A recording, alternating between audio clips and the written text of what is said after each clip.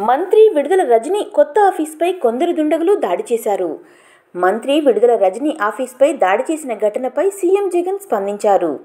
CM Jagan కూడా ఈ ఘటనపై సీరియస్ అయ్యారు. దాడి చేసిన వారు ఎంతటి వారైనా వదిలే ప్రసక్తే లేదని అన్నారు. ఇక విడుదల రజని ఆఫీస్పై దాడి చేసిన విషయానికి వస్తే, ఇటీవలే గుంటూరు పశ్చిమ నియోజకవర్గ వైసీపీ ఇన్ఛార్జిగా రాష్ట్ర వైద్య ఆరోగ్య శాఖ మంత్రి విడుదల రజని నియమితులైన సంగతి తెలిసిందే. నూతన ఏడాది పురస్కరించుకుని కార్యాలయం ప్రారంభానికి ఏర్పాట్లు చేశారు. అయితే ఆదివారం అర్ధరాత్రి న్యూ ఇయర్ ర్యాలీలో భాగంగా అటువైపు వచ్చిన కొంతమంది యువకులు కార్యాలయంపై రాళ్ల దాడికి పాల్పడ్డారు. సమాచారం అందుకున్న పోలీసులు కొంతమందిని అదుపులోకి తీసుకున్నారు.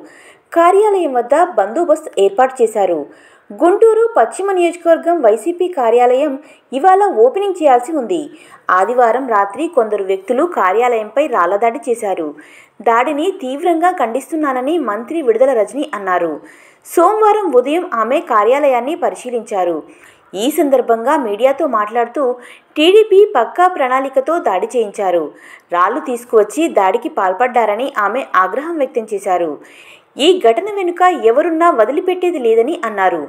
బీసీ మహిళా పార్టీ కార్యాలయం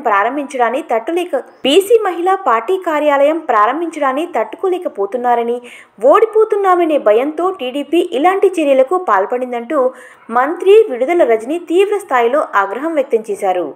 ఇటువంటి వ్యక్తులు అధికారంలోకి వస్తే ఎటువంటి పరిస్థితులు ఉంటాయో అర్థం చేసుకోండి. ప్రజలకు సేవ చేయడానికి వచ్చాను.